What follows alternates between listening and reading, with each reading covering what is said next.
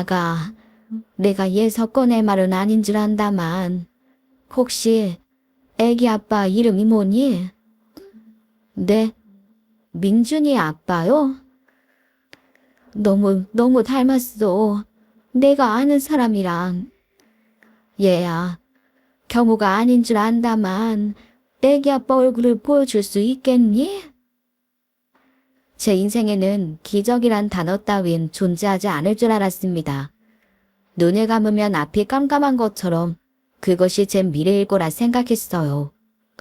그런데 이런 퍽퍽한 인생에서 특별한 인연들을 만나면서 제 삶은 180도 달라졌는데요. 그 사연을 들려드리고 싶어서 이렇게 썰맘에 노크를 해봅니다. 안녕하세요. 아들과 딸을 키우고 있는 34살 정혜인이라고 합니다. 요즘은 결혼을 다 늦게 하는 추세잖아요. 그에 비해 저는 아이를 일찍 낳았습니다. 그래서 그런가 첫 아이를 낳았을 때 아이와 함께 산책을 나가면 어머, 애가 애를 낳았네 라고들 하더라고요. 제게도 인생이 여러 번 무너지는 순간들이 많았지만 지금 뒤돌아 생각해보면 참 열심히 살아왔다 생각이 드네요. 그리고 모진 세월을 살다 보니 만나게 될 사람은 만나고 이어질 인연은 이어지는 것 같더라고요. 어렸을 때 저는 집이라는 곳이 안전하다고 느낀 적이 없었습니다. 오히려 가장 위험한 장소였어요. 학교에 있을 때 마음이 제일 편했고 학교 시간이 다가와 집으로 가야 할 때면 늘 발걸음이 무거워지곤 했습니다. 집에 가서 가장 먼저 확인하는 것은 아빠가 집에 있는지, 집에 있다면 술을 마셨는지였어요. 대낮부터 아빠가 술에 취해 있는 날엔 엄마도 저도 무사히 하루를 넘기기가 힘들었으니까요. 엄마는 낮에 일을 하느라 집에 없는 시간이 많았으니 타깃은 저였어요. 혜인아, 이쪽으로 와. 엄마, 지금 시간에 왜 집에 있어? 식당에서 일하는데 네 아빠가 술병 한가득 들고 들어가는 거 보고 얼른 뛰어왔어. 너 학교에서 오는 시간이잖아. 엄마, 맨날 우리는 왜 이러고 살아? 엄마가 미안해. 아빠 오기 전에 일단 지금은 엄마 식당에 가 있자. 곧이어 휘청거리며 골목으로 들어서던 아빠가 길바닥에 곤두박질을 치며 고래고래 소리쳤습니다. 야 이것들아, 당장 안 나와. 어떻게 된 게 애미나 딸년이나 집에 붙어있질 않아. 내가 무서워? 그 순간 같은 반 친구들이라도 지나가다가 이 상황을 알게 될까봐 전 정말 그 자리에서 증발하고 싶었어요. 아빠의 술버릇은 세월이 갈수록 심해지기만 했고 저는 고등학교 1학년 때부터 굳게 결심했습니다. 난 고등학교만 졸업하면 이 집에서 나가는 거야. 탈출할 거야. 그리고 전 스스로에게 한 약속을 지켰습니다. 엄마, 나 다른 지역에 일구했어. 그러니까 엄마도 나랑 같이 가. 혜인아, 어차피 네 아버지 오래 살지도 못해. 그리고 나까지 같이 떠나면 그 인간 너랑 나 찾는다고 세상 끝까지 쫓아올 거야. 혜인아, 조심해서 가야 돼. 타지에서 모르는 사람 믿지 말고. 엄마가 미안해, 혜인아. 엄마, 진짜 이러다 무슨 일 생기면 어쩌려고 그래? 그냥 나랑 같이 가, 응? 어차피 동네 사람들도 나 어디로 가는지 아무도 몰라. 이거 엄마가 몰래 모아둔 비상금이야. 가서 생활비 보태 쓰고 잘 정착하게 되면 연락해. 알겠지? 그렇게 도망치듯 집을 나왔어요. 혼자 남은 엄마가 걱정되었지만 일단 살아야겠다는 생존 본능이 앞섰던 것 같습니다. 대학 같은 건 당연히 생각도 못했고 집에서 멀리 떨어진 지역 식품 공장에 취직을 했네요. 공장 일은 너무 힘들었지만 마음은 편하더라고요. 퇴근하고 아무도 방해하지 않는 그 작은 공간에 이불을 깔고 몸을 눕힐 때면 그냥 세상을 다 가진 기분이었어요. 월세방이긴 했지만 내 집이었고 그때서야 집이란 이런 거구나. 두려움에 떨지 않고 잠들 수 있는 곳이구나 생각했던 거죠. 마음이 안정되자 일도 생활도 즐거워졌어요. 혜인 씨, 좋은 아침이에요. 안녕하세요, 시은 씨. 오늘은 얼굴이 좋아 보여요. 아침은 먹었어요? 식품 공장에서 함께 일하던 그는 공장에서 스마일맨으로 유명한 사람이었습니다. 힘든 기색 없이 척척 일을 해내고 모두에게 밝고 친절한 사람이었어요. 그래서 그런 아침 행사도 신급 보여주는 미소도 다 의례적인 거니 생각했는데 사실 그 사람에게 제가 특별했던 거예요. 일을 한 지 1년 정도 지났을 무렵 그가 조심스럽게 고백을 했고 타지에서 의지할 곳 없던 저는 그의 마음을 받아들였습니다. 혜인 씨, 우리 삶을 합치는 건 어떨까요? 그치만 결혼도 안 했는걸요? 걱정되는 마음은 이해해요. 하지만 혜인 씨, 나 그동안 성실히 돈 모았어요. 그동안 편찮으신 부모님 모시느라 많이 모으진 못했지만요. 몇 년 전 두 분이 차례로 돌아가시며 더 병원비는 나가지 않아요. 나 정말 꾸준히 일하고 아껴서 살았어요. 같이 살면 따로 사는 것보다 생활비 더 아낄 수 있지 않겠어요? 타지에서 아는 사람도 없이 나나 혜인 씨나 일 끝나고 혼자 저녁 먹잖아요. 그 저녁이 조금 더 따뜻했으면 좋겠어요. 시은 씨 마음 알겠어요. 조금만 더 생각해 볼게요. 어렸을 때 가족과 함께 살았지만 행복했던 시간이 없었기에 다시 누군가와 같이 산다는 것이 고민이 되었어요. 하지만 1년 넘게 본 이 남자, 한결같이 성실하고 인품이 훌륭한 사람이었거든요. 같이 살면서 돈도 아껴 모으고 준비가 되면 결혼을 해야겠다고 생각했습니다. 그렇게 우리는 동거를 시작했네요.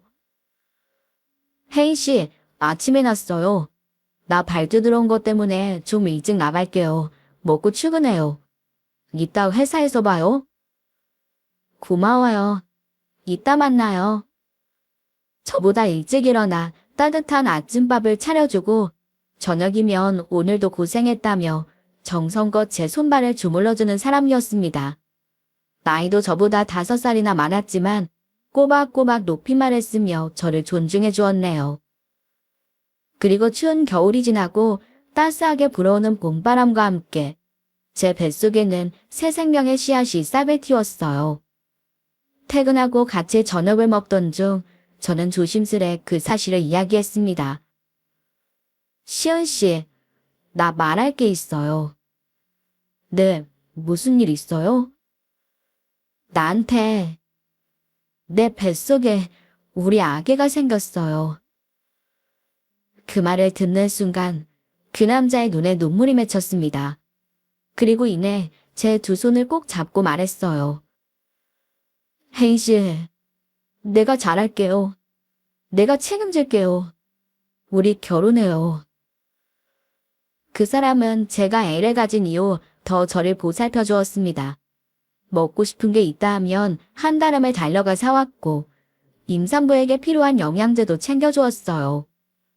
그렇게 임신 중기에 접어들고 안정기가 되었어요. 그날 저는 휴무였고 몸이 무겁고 나른해 집에서 낮잠을 자고 있었습니다. 그런데 달콤한 잠을 깨운 것은 귓전을 날카롭게 때리는 휴대폰 소리였어요. 네, 여보세요? 네? 그게 무슨 소리예요? 시은 씨가요? 말도 안 돼. 사고였습니다. 공장에서 반죽을 섞는 기계를 청소하다가 그만 기계 안으로 떨어졌다고 하더라고요. 혼자 작업을 하면 안 되는 것이었습니다. 누군가 기계 작동을 멈춰야 했습니다. 그러나 안전수칙은 지켜지지 않았고 그 사람은 병원으로 옮겨졌으나 곧 숨을 거뒀어요. 연락을 받고 병원으로 달려갔을 때는 이미 늦은 후였죠.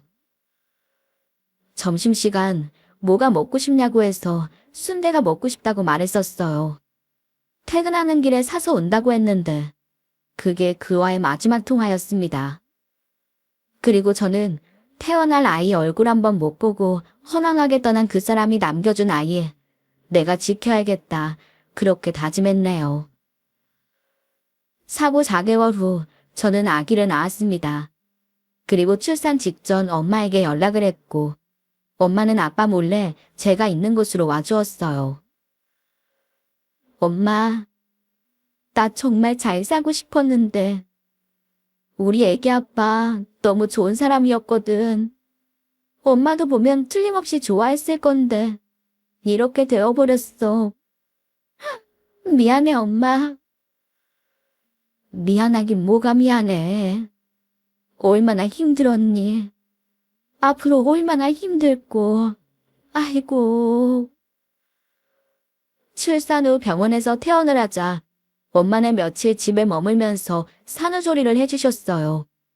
엄마가 보태주신 조금의 돈과 남편의 산재보험금을 받아 일을 쉬며 아이를 돌볼 수 있게 되었습니다. 남편의 부모님은 모두 돌아가셨고 법적으로 혼인을 한 것은 아니었지만 저희가 함께 살았고 무엇보다 태어난 아기가 남편의 아이였기 때문에 가능한 일이었습니다. 그렇게 몸을 추스른 뒤에 저는 남편과 함께 했던 곳을 정리하고 아기와 함께 서울로 올라왔습니다. 안녕하세요, 민준이 어머니. 안녕하세요. 까꿍. 아이고, 우리 민준이 오늘도 잘생겼다. 저한테 맡기고 출근하세요. 감사합니다. 민준이 잘 부탁드려요, 원장님. 겨우 2살 배기 아기를 어린이집에 맡기는 게 쉽지는 않았지만 일을 계속 쉴 수는 없었어요. 저는 백화점의 명품관에 취직을 하게 되었습니다. 공장에서 일할 때 작업복과는 완전히 다른 유니폼, 단정한 블라우스, 구두를 신고 명품관에서 고객님 응대일을 하게 되었죠. 처음엔 가방이나 구두 물품을 진열대 놓다가 가격을 보고 흠칫 놀랄 때가 많았어요. 와, 진짜 비싸다. 여기 오는 사람들은 이런 걸 그냥 한 번에 사는구나. 저는 돈이 엄청 많아져도 그런 가방들을 턱턱 살 수가 없겠더라고요. 안녕하십니까, 고객님? 새로 왔어? 못 보던 얼굴인데? 네, 맞습니다. 편안한 쇼핑될 수 있도록 제가 안내하겠습니다. VIP 고객들도 많았고 그런 고객들은 시즌마다 방문을 해서 가격표도 안 보고 손가락으로 명품들을 가리켰어요. 저도 그런 백화점 일에 점점 익숙해져 갔고 1년 정도가 지나자 꽤 눈치도 빠릿해질 수 있었습니다. 친절하고 눈치가 빠르고 싹싹했던 저는 단골 고객들이 생겨났어요. VIP 고객 관리를 잘하면 인센티브도 올라가고 처음 도전해본 일인데 저랑 꽤 잘 맞는 일인 것 같더라고요. 이 일의 제격이라고 생각하는 건 저뿐만이 아니었습니다. 다른 동료들이나 선배들도 저를 좋게 봐주었네요. 꼭 이런 곳에서 오래 일해본 사람 같아, 혜인 씨는. 아, 그래요? 진짜 명품관 처음인 거 맞아? 다른 브랜드에 있다 온 건 아니고? 아니에요. 열심히 하겠습니다. 그러던 어느 날 매장에 처음 보는 남자 고객이 들어왔어요. 원래 제 담당은 아니었고 제 팀장님의 고객이었죠. 팀장님이 급하게 회의에 들어가게 돼서 그 고객 응대를 저에게 맡기셨어요. 안녕하세요, 고객님. 찾으시는 상품이 있으실까요? 네. 이번 시즌 아우터 볼 수 있을까요? 네, 이쪽으로 모시겠습니다. 이 네이비 자켓이 고객님의 피부톤과 분위기에 잘 어울릴 것 같습니다. 저도 그게 마음에 들었는데. 피팅 해보시겠어요? 네, 고맙습니다. 살갑지는 않았지만 예의 바르고 단정한 느낌.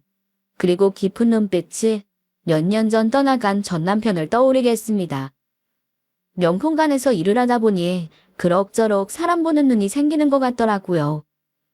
일하며 제가 얻은 결론은 결국 사람이 명품이어야 한다였습니다. 명품을 아무리 많이 사고 몸에 휘두르고 다녀도 사람이 명품이 아니라면 약간은 천박하게 보이더라고요. 참 신기한 일이죠. 똑같이 돈이 많은데 과시하지 않고 있는 그대로 기품이 느껴지는 사람이 있는가 하면 말투나 행동에서 명품으로도 가려지지 않는 천박한 기운을 풍기는 사람이 있으니까요. 그런 사소한 말투와 행동에서 차이가 난다는 것을 알았어요. 물론 모두가 고객님이시니 친절하게 응대를 했지만요. 그렇게 처음 그 남자 고객 응대를 했는데 그날 제 명함을 받아가더라고요. 한 달 뒤, 그 남자는 매장에 방문해 또 한 번 쇼핑을 했습니다. 그리고 또 한 달, 2주, 방문 간격이 짧아졌어요. 올 때마다 제가 응대를 했으니 제 단골 고객이 되었구나 생각했습니다. 그리고 어느 쌀쌀한 저녁, 퇴근을 하는 시간이었습니다. 구두를 벗고 편한 운동화로 갈아 신고 후드티에 달린 모자를 푹 눌러 쓰고 백화점에 나서는데 누군가 제 이름을 부르더군요. 정혜인 씨? 어머, 안녕하세요. 박진호 고객님이시죠? 이 시간에 어쩐 일이세요? 아, 퇴근하시는 길이시죠? 네.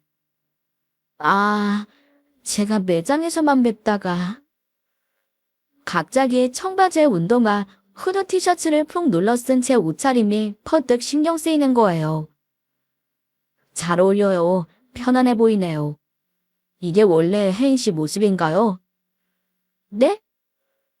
배고프죠? 밥 먹었어요? 저녁 같이 할래요?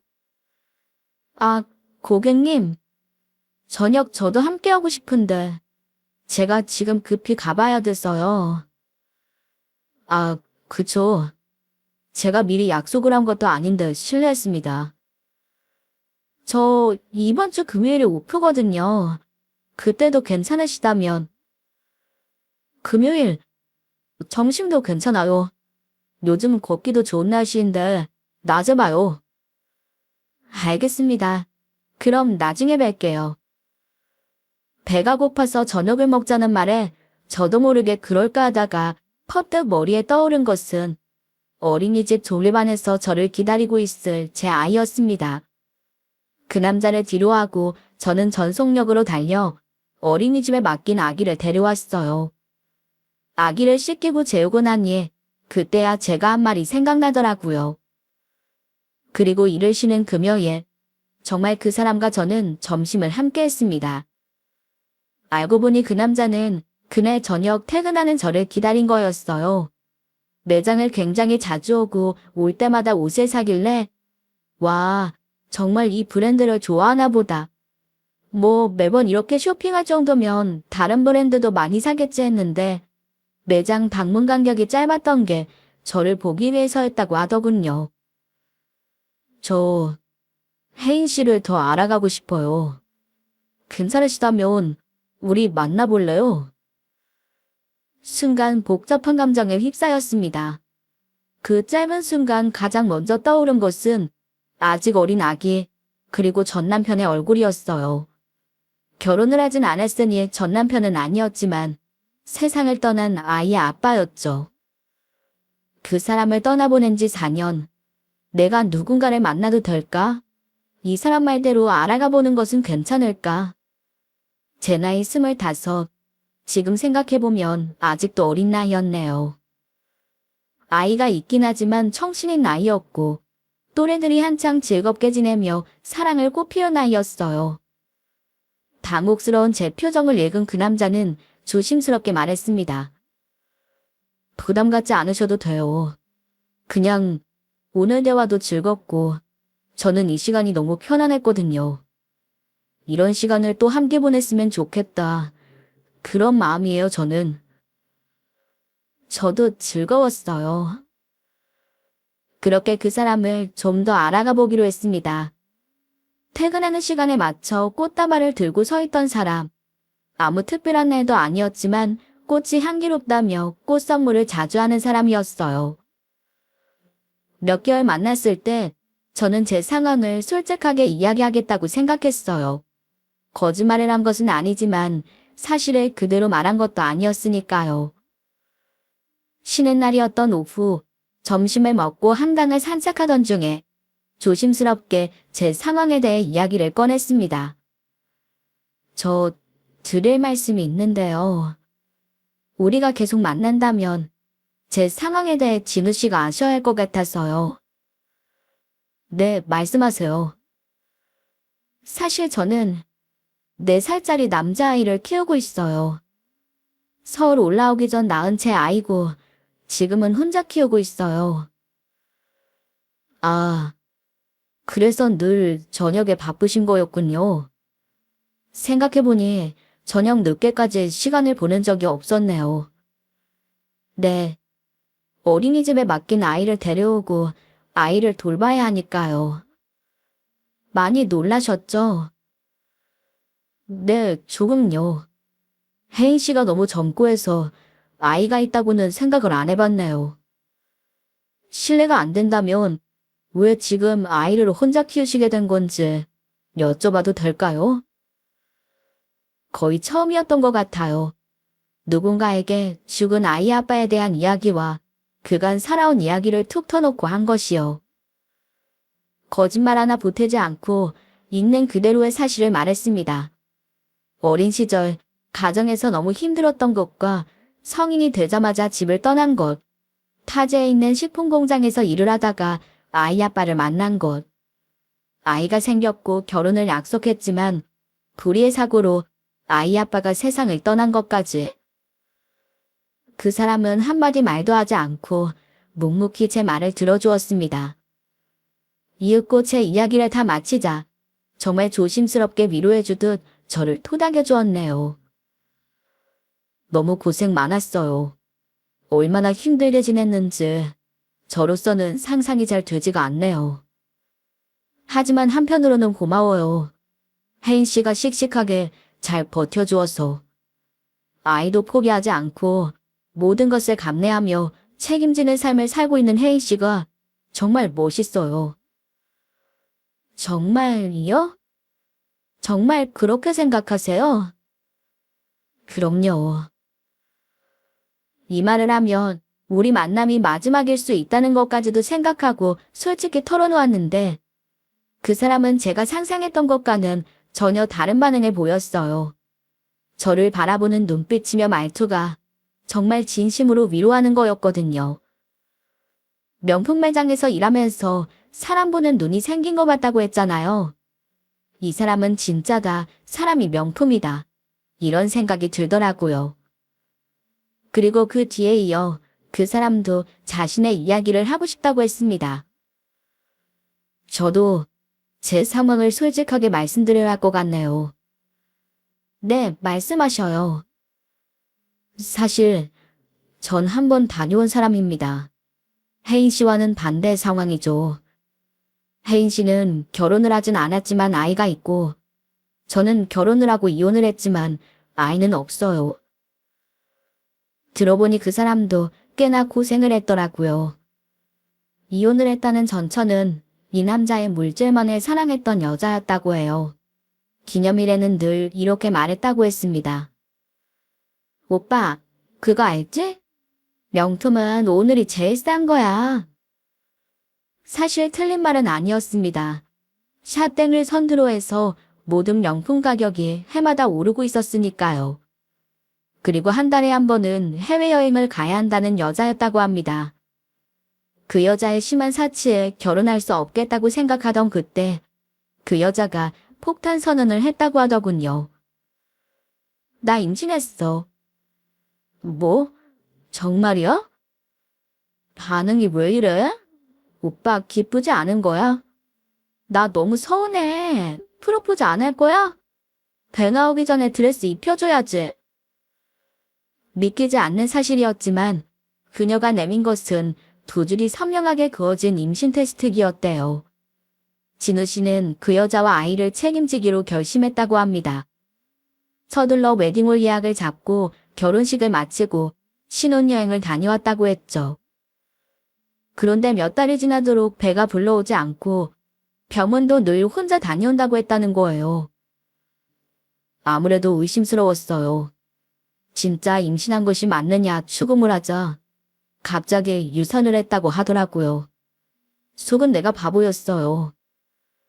그리고 나중에 알게 된 사실이지만 조직이 그어진 테스트기도 가짜였죠. 정말 감쪽같이 속았어요.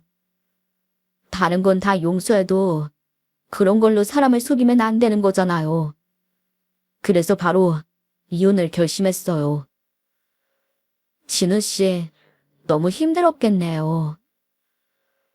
그렇게 우리는 만남을 가지며 서로의 아픔을 이해하고 치유해주는 관계가 되었어요. 그리고 그쯤 조심스럽게 그 사람은 제 아이를 만나고 싶다고 이야기했습니다. 저는 아이를 좋아해요. 아빠가 되는 것도 제 꿈 중에 하나였는데 제가 부족하지만 노력을 해봐도 될까요? 네, 물론이죠. 근데 저도 좀 긴장이 되네요. 그 이후 쉬는 날 그 사람과 아이는 함께 많은 시간을 보냈습니다. 제가 홀로 키울 때 아이가 경험해보지 못했던 놀이공원과 아쿠아리움 등 다양한 곳을 함께 동행했어요. 그러면서 아이에게 아빠라는 존재가 이런 거였구나 하는 생각이 문득문득 들었습니다.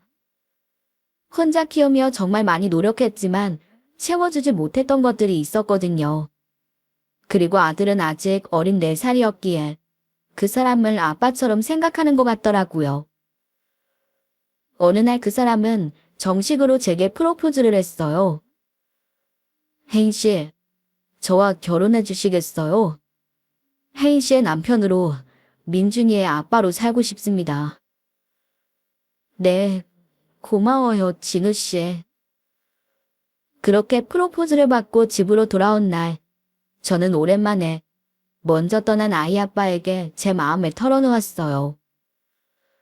나 프로포즈 받았어. 좋은 사람이야. 당신, 우리 민준이 얼굴도 못 보고 떠났는데 그 사람 우리 민준이를 너무 아껴주는 사람이야. 나 이제는 새롭게 시작해도 될까? 당신이 하늘에서 우리 민준이 지켜주고 있잖아. 민준이에게 아빠가 생기는 것도, 나랑 민준이와 그 사람이 새로운 가족이 되는 것도 당신이 축복해줬으면 좋겠어. 미안해. 그리고 고마워, 항상. 엄마, 울어? 잠을 자다가 깬 아이가 제품이 안겨 잠투정을 하더군요. 민준아, 아저씨 좋아? 누구? 진우 아저씨? 진우 아저씨. 나 아저씨 좋아. 아저씨가 아빠였으면 좋겠어. 저는 아이를 토닥이며 끌어안았습니다. 그러나 제겐 또 하나의 커다란 관문인 상견례가 남아있었어요. 그 사람은 어머니와 살고 있다고 했어요. 아버지가 돌아가신 뒤 아버지의 사업을 물려받고 어머니를 모시고 있다고 했죠. 부담 갖지 말아요, 혜인 씨. 제가 어머니께 잘 말씀드려 놓을게요. 저도 상견례 자리에는 저희 엄마가 오시면 좋겠다는 생각에 오랜만에 엄마에게 전화를 걸었습니다. 엄마, 잘 지냈어? 혜인아, 별일 없니? 아픈 데는 없고? 엄마 사실 나 중요하게 할 말이 있어. 나 사실 얼마 전부터 좋은 사람을 만나고 있었는데 이제 서로 인사하고 결혼 준비하자는 이야기가 나왔어. 아이고, 정말 그런 사람을 어떻게 만났니? 민준이한테도 잘 된 일인 거지? 민준이도 아빠가 되길 바라고 있어. 근데 엄마, 상견례 자리에 그냥 엄마 혼자 왔으면 좋겠어. 시어머니 되시는 분도 혼자 나오실 거야. 아버님께서 몇 년 전에 돌아가셨다고 했거든. 혜인아, 네 아빠 그 인간 떠났다. 아주 가버렸어. 아주 갔다니? 그게 무슨 소리야? 어쩌면 빤히 예정된 결말이었죠. 늘 스레치의 고주망태로 살던 아빠는 어느 날 거리에서 자다가 교통사고를 당했다고 해요. 너한테는 부고 소식도 알리지 않았다. 장례식이라고 뭐 올 사람이 있니? 순간 가슴이 쿵 내려앉은 것 같았어요. 그렇게 갔구나 떠났구나. 불쌍하다는 생각이 아주 일순간 들었지만 무엇보다 이제 정말 엄마가 자유다 하는 생각이 더 많이 들었습니다. 그렇게 그 사람의 어머님과 저희 엄마 그리고 제 아들 5명으로 예약을 했고 상견례 당일 엄마를 모시고 아이와 함께 자리에 나갔습니다. 시어머님을 처음 뵙는 자리인지라 저는 몹시 긴장이 되었어요. 안녕하세요. 혜인 씨와 결혼할 박진우라고 합니다. 여기는 저희 어머님이세요. 반가워요. 황희애라고 해요. 안녕하세요. 정혜인입니다. 이쪽은 저희 어머니시고 여기는 제 아들 정민준이에요. 안녕하세요 사부인. 혜인이 어미 되는 신진숙입니다. 시어머니 되실 분과 제 어머니는 미소를 머금고 인사를 나누셨어요. 그런데 이내 제 아들을 본 시모가 깜짝 놀라는 겁니다. 갑자기 가까이 다가오셔서 저희 아이 얼굴을 붙잡고 빤히 바라보셨죠. 이야, 그 아이, 애 아빠 이름이 뭐니? 네? 어머님, 민준이 아빠요? 너무 닮았어. 애기 아빠 이름이 뭐야? 애기 아빠 이름은 임시연이에요. 아이가 태어나기 전에 세상을 떠나서 아이에게는 제 성을 물려주었는데요. 애 아빠 이름을 들은 시모는 손을 덜덜 떨면서 제게 다가와 물었습니다. 임시온, 시온이 사진 있어요? 엄마, 갑자기 왜 그래요? 사부인, 왜 그러시나요? 갑자기 심상치 않아지는 분위기에 적당히 당황했지만 핸드폰을 꺼내 연애 시절 함께 찍었던 아이의 아빠 시온 씨의 사진을 어머님께 보여드렸습니다. 사진을 보자마자 어머님께서는 저를 껴안고 우열을 하기 시작하셨어요. 큰 소리가 나자 직원들이 달려왔고 남편은 죄송하다며 직원들을 돌려보냈죠. 엄마, 여기 물 좀 드시고 진정하세요. 대체 무슨 일이야? 장모님 놀라셨죠? 죄송합니다. 한참을 울던 시어머님이 진정을 한 뒤 눈물을 훔치며 하는 이야기야. 그 자리에 모인 저희들 모두 너무 놀라 입을 틀어막았습니다. 시온이라는 아이가 세상을 떠났다고? 사고로? 네. 어머님 시연 씨를 아세요? 그렇게 키울 거였으면서 그렇게 고생만 하다 젊은 날에 갔구나. 불쌍해라. 아이고 불쌍한 내 아들. 아들이요? 어머님은 그동안 남편도 몰랐던 이야기를 그 자리에서 들려주었습니다. 진호야, 사실 예민은 네 아버지를 만나기 전 혜인이처럼 젊은 나이에 결혼을 한 번 했었단다. 남편도 시어머니도 어찌나 극성 맞았는지 어린 나이에 그 고된 시집살이를 견디며 지냈었지.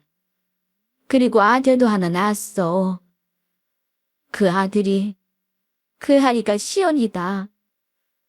내가 여기 있는 혜인이 아들 민준이를 보는데 그 얼굴이 어렸을 때 시연이 얼굴이랑 꼭 닮아서 직감적으로 알았지 뭐냐. 민준이가 시연이 아들이라고. 아니면 그렇게 닮을 수가 없다고. 근데 그게 정말이라니. 아이고 하나님. 시연 씨가 어머님 아들이요? 말씀하신 것처럼 시어머님은 집안이 어려워 어린 나이에 나이가 많은 남자에게 팔려가듯 결혼을 했다고 해요. 그 고된 시집살이를 다 견디며 아들까지 낳았지만 그 나이 많은 남자는 매일같이 도박판에 술판에 가정을 거의 돌보지 않는 사람이었다고 합니다. 결국 어머님은 견딜 수가 없어서 도망을 쳤다고 해요. 어느 정도 살 곳을 마련하고 아이를 데리러 갔는데 어머님의 시댁에서는 절대 아이만은 내줄 수 없다고 했다더군요. 임시지만 아들이라고요. 그렇게 내 아들을 뺏기고 이혼을 했지. 그 뒤에 내 아들을 다시 찾겠다는 결심 하나로 목욕탕 청소부터 식당 일까지 안 해본 게 없다. 그리고 그 와중에도 쉬는 날이면 변장이라도 하듯 모자를 푹 눌러 쓰고 예전 살았던 동네 가서 시은이를 몰래 훔쳐보곤 했단다. 임시지방 자식이라고 끔찍하게 여기는 게 진짜인지 확인하려고. 그런데 좋은 옷 입히고 학교도 잘 보내는 것 같더라고. 그 모습을 지켜보면서 가진 것 없는 엄마 품에서 힘들게 자라느니 넉넉한 집안에서 자라는 게 낫지 않을까 그런 생각이 들었지. 얼마 뒤에는 시훈이 아버지가 새장가를 갔어. 시훈이한테 엄마가 생긴 거지. 너무 어렸을 때 헤어져 어미 사랑이 뭔지도 모르고 자란 게 항상 마음에 걸렸는데 새엄마지만 사랑 많이 받고 자라길 기도하며 그렇게 시훈이를 내가 다시 데려오겠다는 마음을 접어버린 거야. 그러다가 아빠를 만나신 거였군요. 그래. 그땐 네 아빠가 사업을 시작해서 한창 이리 뛰고 저리 뛰던 시절이었는데 내가 일하던 식당에서 자주 점심을 해결하곤 했지. 나도 가진 것 하나 없었고 네 아빠도 가진 것 하나 없는 시절이었다. 그렇게 결혼을 하고 살았는데 정말 세상에 이런 인연이 다 있을까요? 세상을 떠난 내 아이의 아빠가 진우 씨 어머님의 아들이었다뇨. 어떻게 이렇게 만날 수가 있을까요? 그렇다면 그 사람이 제 형인가요? 왜 형이다는 이야기를 한 번도 안 하셨어요? 시어머님은 쓸쓸한 눈빛으로 남편을 바라보며 말씀하셨어요. 네 아빠를 만나 이룬 가정은 참 행복했어. 가난했지만 네 아버지는 성실하고 능력도 있는 사람이었고 사업도 점차 키워갔지. 그런데 결혼하고 몇 년이 지나도록 아이가 생기지 않는 거야. 시온이를 빼앗기고 혼자 어떻게든 살아보겠다고 온갖 일을 한 탓인지 내 몸이 망가져 버렸어. 병원에가 검사를 받으니 내가 더 이상 아이를 가질 수가 없는 몸이라고 하더라고. 그럼 저는... 진우야, 너는 네 아버지와 내가 가슴으로 낳은 아들이다. 내 자식 이상으로 널 아끼며 키워왔어.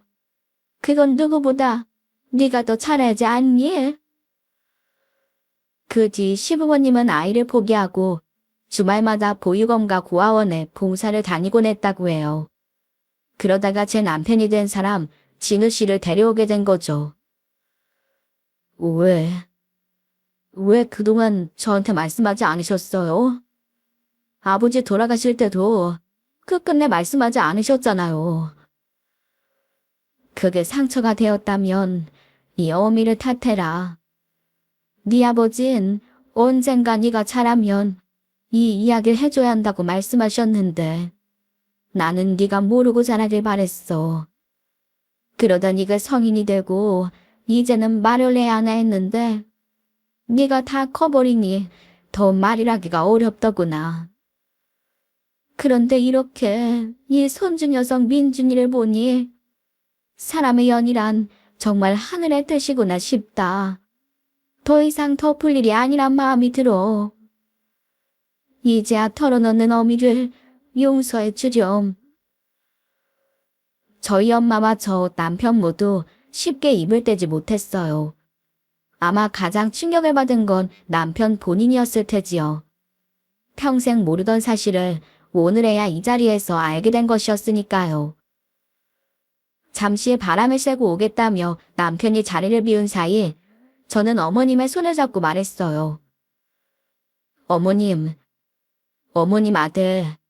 그러니까 세상을 떠난 민준이 아빠. 시은 씨는 참 선한 사람이었어요. 그리고 너무 일찍 떠나 우리 민준이 얼굴을 본 적은 없지만 저는 항상 믿어요. 너무 착해서 하늘로 일찍 데려간 그 천사가 저랑 민준이를 항상 지켜준 거라고요. 너무 고생만 하다가 일찍 떠난 사람이었지만 어머님을 닮아 정말 선한 사람이었어요. 고맙다 얘야. 내가 그 애를 뺏기고 나올 때만 해도 시댁이 그렇게 어려운 집은 아니었는데 어쩌다 또 공장에서 일을 하다 그런 사고를 당한 건지 가슴이 미어질 것 같은데 그래도 떠나기 전 너처럼 마음 좋은 아가씨 만나 행복하게 지내다 떠났구나. 내 아들. 고맙다 얘야. 시온이 마지막을 지켜줬어. 또 시온이가 이 세상에 남긴 아이에 민준이를 포기하지 않고 잘 키워줬어. 우리가 이야기를 마치자 남편이 돌아왔고 남편의 표정은 한결 밝아 보였어요. 그리고 곧장 시어머님을 안아주며 이렇게 말했네요. 엄마, 저를 두 분의 아들로 키워주셔서 정말 감사해요. 제가 두 분의 아들인 건 변함이 없잖아요. 물론이지. 내 아들 진우야. 그렇게 눈물의 상견례를 마치고 저희는 무사히 결혼식을 했습니다. 이후 남편과 제가 가장 먼저 한 일은 어머님을 모시고 세상 일찍 떠난 아이 아빠를 만나러 가는 일이었어요. 시온아, 애미 왔다. 이제야 너를 찾았구나. 미안하다. 내 살면서 언제나 널 그리워했다. 애미가 곁에 있지 못했지만 건강하고 행복하게 지내기를 바라왔건만 이렇게 너를 만나는구나. 이제 여기 일은 하나도 걱정 말고 편히 쉬어라. 시어머니는 한없이 눈물을 훔치셨어요. 그리고 남편은 어머님을 꼭 안아드렸죠. 아이를 데리고 함께 떠난 신혼여행 겸 가족여행에서 아이를 재우고 남편과 이야기한 적이 있습니다. 그런데 정말 한 번도 생각을 안 해봤어? 뭐를? 어머님의 아들이 맞나 그런 생각. 왜 어릴 때 어른들이 뭐만 하면 너 자리 밑에서 주워왔다. 잘못하면 다리 밑에 버려두고 온다. 그런 말 많이 했었잖아. 어렸을 때 난 그랬거든. 사랑은커녕 나를 괴롭히기만 하는 아빠를 보면서 난 다리 밑에서 주워온 게 분명해. 친자식을 이렇게 대할 순 없어. 이런 생각을 진짜 많이 했었어. 난 한 번도 우리 부모님께 그런 말을 들어본 적이 없었는데 농담으로라도 두 분은 나를 주워왔다는 이야기를 하신 적이 없어. 단지 아버지가 자주 하던 말씀이 어디 가서도 아빠 아들인 거 잊지 말아라였고 엄마도 누굴 닮아서 이렇게 잘생기고 착할까였는데 그래서 내가 입양된 거라곤 생각을 해본 적이 없었던 것 같아. 정말 그런 걸 못 느낄 만큼 나를 자존감 높은 아이로 키우셨거든. 근데 그거 알아 자기? 지금은 자기 어머님과 닮은 거. 그래? 맞아. 가끔 사람들이 보면 엄마 닮았다고 하는 말 많이 들었어. 함께 산 새우만큼 닮아가고 가족은 서로 닮아간다고 하잖아. 선한 어머님의 성품도 자기가 물려받았지. 어머님의 기품 있고 선한 인상까지 자기가 쏙 빼닮았어. 누가 뭐래도 자기는 어머님 아들인 거야. 아직도 내가 자기를 만나고 우리가 결혼을 한 게 꿈만 같아. 세상에 정말 다양한 가족이 있다지만 정말 우리 같은 인연이 또 있을까? 우리도 모르는 사이에 우리를 연결해주는 끈이 있던 거라고 난 그렇게 생각해. 무지한 인간은 한 치 앞도 모르지만 모든 것은 이어져 있다고. 그리고 우리 아들은 시어머님과 저희 엄마, 할머니들의 사랑을 듬뿍 받으며 건강하게 자라고 있어요. 민준아, 친할머니가 좋아, 외할머니가 좋아? 둘 다. 그럼 엄마가 좋아, 아빠가 좋아? 아빠? 뭐? 이 녀석 정말 아빠 말하기네. 엄마보다 아빠를 더 찾을 만큼 아들과 남편은 늘 쿵짝이 잘 맞는답니다. 그렇게 남편과 결혼을 한 지 2년 뒤 저는 아이를 갖게 되었어요. 민준아, 박민준. 왜 엄마? 민준이 동생 있었으면 좋겠어? 응, 여자 동생. 공주처럼 예쁜 여동생. 우리 아들의 바람대로 태어난 아이는 예쁜 여자아이였습니다. 곧 누군가는 걱정을 할지도 모르겠습니다. 아들은 떠난 이의 아들인데 이제 남편과의 사이에서 친자식이 태어났으니 아들에 대한 마음이 달라지는 것 아니냐고요.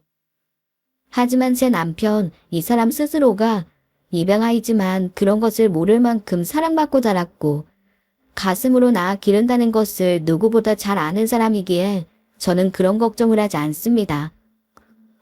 인생을 살다 보면 왜 내 인생은 이럴까 하는 생각 해보신 적 있으실 테죠? 하지만 그 순간순간들을 이기고 나아가다 보면 여러분의 인생에도 훨씬 좋은 내일이 올 것이라고 말씀드리고 싶습니다. 긴 사연 들어주셔서 정말 감사합니다.